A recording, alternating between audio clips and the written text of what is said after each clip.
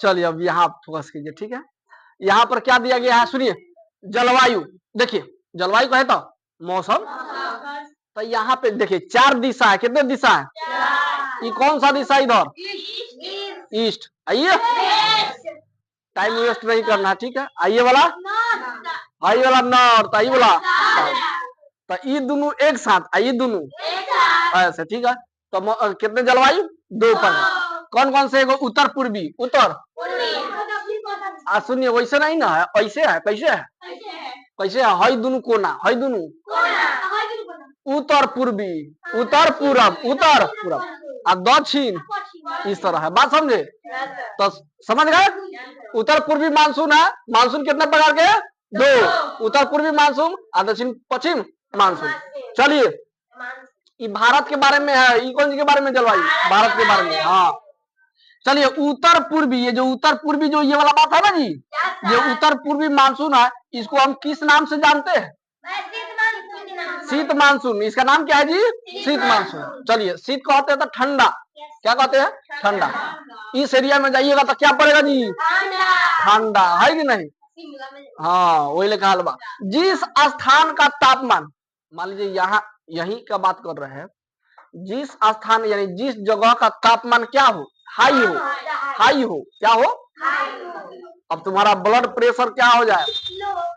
High हो जाए, high हो जाए, तब तुम्हारे अंदर क्या होगा जी? शरीर गर्म होगा कि ठंडा?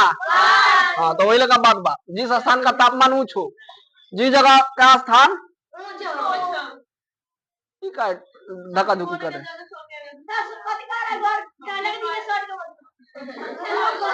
बोका कहीं, चलो चलो हो गया। जिस स्थान का तापमान हाई हो तो वहां की जलवायु कैसी होना चाहिए? गर्मी तो सबको पता है जी, है खाली दिमाग लगाना है।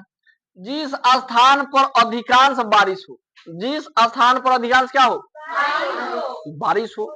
मान लीजिए जोना जगह पे सबसे ज्यादा बारिश होता हो तो उस स्थान की जलवायु कैसी होना चाहिए? गर्म और आर्द्र, यानी नमी बना रहे, पानी की मात्रा रहना चाहिए। ना होता है जैसे अभी आर्द्र ना है जी, है कि नहीं? ठंडी में क्या होता है? आर्द्र ना होता है। चलिए मरुस्थलीय, मरुस्थल का कौन सी? जहाँ बालू की ढेर सारा हो, है कि नहीं? बालू ढेर हो, जिस स्थान पे बालू क्या हो? हाँ तब मरुस्थलीय। हाँ यानी मरुस्थलीय जंतु कौन है जी? ऊंट है। तो इसको देखिए, किस जंतु को मरुस्थल का जहाज कहते हैं? ऊंट को, क्योंकि उस पे सबसे ज्यादा तेज चलती है कि नहीं? दूसरे जंतु को चलाइएगा तो हार जाएगा, ऊंट ऊंट जीत जाएगा, है कि नहीं? क्यों? क्योंकि उसके पैर जो होते हैं ना गद्देदार होते हैं, मुलायम होते हैं, उसको चलने में सरल होती है कि नहीं? इसीलिए वो तेज दौड़ पाती है, इसीलिए उसको। ठीक है जी, बात समझे? एक और बात लिखे है, ऊंट के नाक और आंख की क्या विशेषता है? अब कोई कहेगा सर जी अखवा तो 2 होता है, अखवा में ये होता है, वो होता है, फिर नकवा में फिर 2 छिद्र होता है, छिद्रवा में फिर बाल होते हैं, फिर अथी होते हैं वगैरह वगैरह जो भी है, उतना डिंगना नहीं लिखना है, ठीक है? ना तो नंबर ना मिलेगा। हाँ गाड़ी दो लेकिन शुद्ध दो, ठीक है? इसके नाक और आंख के ऊपर क्या होते हैं जी? आंखों के ऊपर बाल होता है। हमारा तो पूरा सट गया, कहता आप धनिक रहिएगा सब। एकदम सीधा है। और किसी का यहाँ पे गैपिंग रहता है कि नहीं? तो गैपिंग वाला अच्छा रहता है कि नहीं? पूरा खराब हो जाता है, हल्का भी मरवाते हैं ना, खराब दिखने लगता है हमको, इसीलिए छोड़ दिए हैं, कितना बार करवा चुके हैं। चलिए इसके आंखें लंबे होते हैं, आंख क्या होगा? लंबा लंबा होगा, है कि नहीं? ऐसे होगा। चलिए इसके नाक चौड़े होते हैं, लेकिन नकवा क्या होगा? चौड़ा। हाँ इसके आंखें 2 होते हैं, आंखों कब होगा? ये पढ़ने नहीं आता है छोटुआ। इसके नाक कब होता है? नाक की संख्या कितनी होती है? छिद्रवा 2। इसके नाक जो होते हैं ना, सुनिए ध्यान से, इसके नाक जो होते हैं आंख के नीचे, आंख के जो भी जंतु होता है आंखवा के तो नीचे ही रहेगा, आ के नीचे तथा मुंह के ऊपर स्थित होता है, यानी बैठल रहता है। ठीक है, और पढ़ेगा।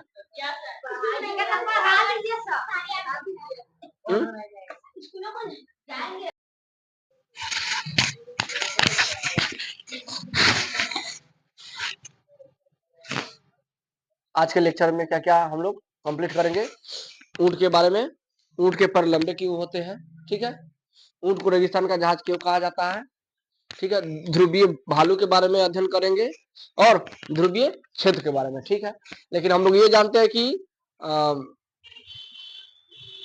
ऊंट को रेगिस्तान का जहाज कहा जाता है, लेकिन क्यों कहा जाता है आज ये जानेंगे। ठीक है, ऊंट के पर लंबा होता है, लेकिन क्यों होता है ये भी जानेंगे। ठीक है, ध्रुवीय भालू की क्या विशेषता है कि नहीं, यानी वो भालू कहाँ रह सकता है, नहीं रह सकता है कि नहीं, उसका और क्या क्या विशेषता हो सकता है, दौड़ने की क्षमता वगैरह वगैरह, तैरने की क्षमता, ये सब कितना होता है कि नहीं, किस मौसम में वो अनुकूलित होती है, किस मौसम में अनुकूलित नहीं होती है। ध्रुवीय क्षेत्र के बारे में, ध्रुवीय कहता है बर्फीला क्षेत्र। क्या, कौन सा क्षेत्र, बर्फीला क्षेत्र। बर्फीला का है तो वहां तक टेम्परेचर बहुत लोएस्ट हो जाता है, यानी सबसे कम हो जाता है, जहां आदमी का रहना बहुत मुश्किल है। ठीक है, यहाँ तो 3 डिग्री 5 डिग्री रहेगा तब हाल बेहाल हो जाएगा, यानी न्यूनतम तापमान रहता है ना, तो वहां ठंडी लगती है कि गर्मी, ठंडी क्या लगती है, और ज्यादा टेम्परेचर होता है तो क्या लगता है, गर्मी। तो चलिए यहाँ पे सुनिए आप ध्यान से। क्या ऊंट को रेगिस्तान को जहाज क्यों कहा जाता है, पहला क्वेश्चन है। तो देखिए, सबसे पहले आप देखिएगा, जब रेगिस्तान, अच्छा रेगिस्तान का मतलब कहे तो बालू, बालू वाला रेतीला क्षेत्र है कि नहीं, तो रेतीला क्षेत्र में दूसरा गाड़ी चल पाएगा जी, संभव है नहीं, तो नहीं संभव है तो यानी अगर मान लीजिए कोई सामान ढोना है, कोई सामान ढोना है, एक जगह से दूसरे जगह ले जाना है, तो आपको उस रास्ते में एक ऊंटी एक ऐसा जानवर है जो आपको क्या कर देगा, सामान पहुंचा सकता है रेतीला क्षेत्र से होते हुए रेगिस्तान में। ठीक है, तो इसीलिए वो दौड़ने में क्या होती है, दौड़ती है तेज, कौन सी पे, बालू पे है कि नहीं, इसीलिए उसको रेगिस्तान का जहाज कहा गया। यानी आपके साधन को कम समय में, यानी एक जगह से दूसरी जगह क्या कर देती है, पहुंचा देती है। ये परिवहन का साधन है, इसीलिए इसको रेगिस्तान का जहाज कहा जाता है। ठीक है, चलिए ऊंट के पैर लंबे क्यों होते हैं, देखते होइएगा। गर्मी के दिन में बालू क्या हो जाती है, जब अब हम पढ़ा दिए हैं कि जब प्रकाश की किरण पड़ती है पृथ्वी पर तो क्या हो जाती है जी, गर्म कर देती है, गर्म होती है ना, गर्म होने के कारण आसपास की वायु भी क्या हो जाती है, गर्म हो जाती है, जो हल्की हो जाती है वो ऊपर उठती है कि नहीं। तो उसी तरह समझिए रेगिस्तान में भी बालू भी सूर्य के प्रकाश से यानी हीट होती है तो गर्मी होती है, उसमें क्या होती है, गर्मी, जिसके कारण बालू जब गर्मी हो जाएगी तो उस गर्मी से उसको क्या होगा, पैर उसके जलेंगे, है कि नहीं।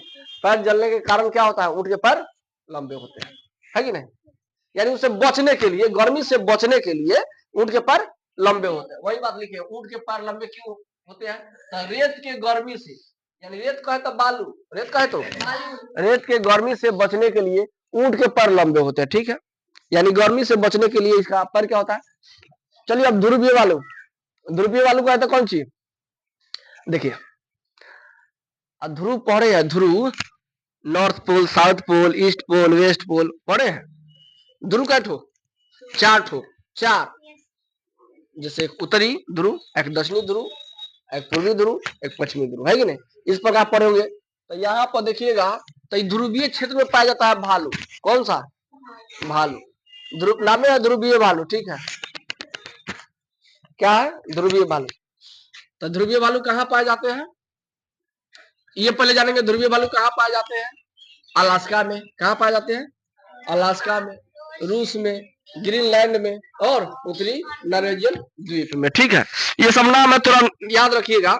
जैसे ध्रुवीय भालू है, देखिए ये 2 कलर का होता है, एक सफेद होता है आगे वाला भाग और पीछे वाला भाग ब्लैक होता है, देखिएगा अपने अपने बुक में। ठीक है, बाद में देखिएगा, अभी पढ़िए, यहाँ पे ध्यान दीजिए। तो याद रखिएगा, ओ से अलास्का, ओ से अमेरिका। अलास्का कहाँ, अलास्का किस जगह है, अमेरिका में है।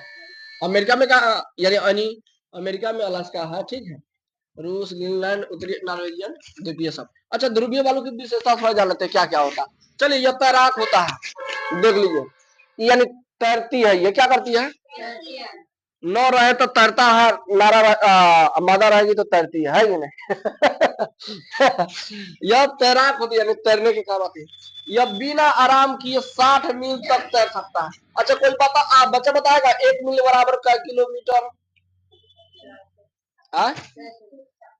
पहले बाबू देखते होइएगा, सुने होइएगा, मील के बारे में बहुत सुने होइएगा।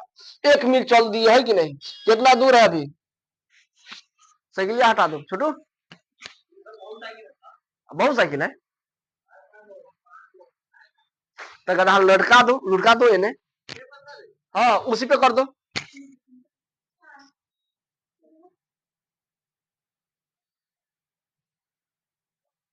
ओ बाबू रुक जा, छुट्टी कर दे रहे हैं, रुक जा, छुट्टी कर दे। कल बता देंगे। हाँ चलिए ठीक है।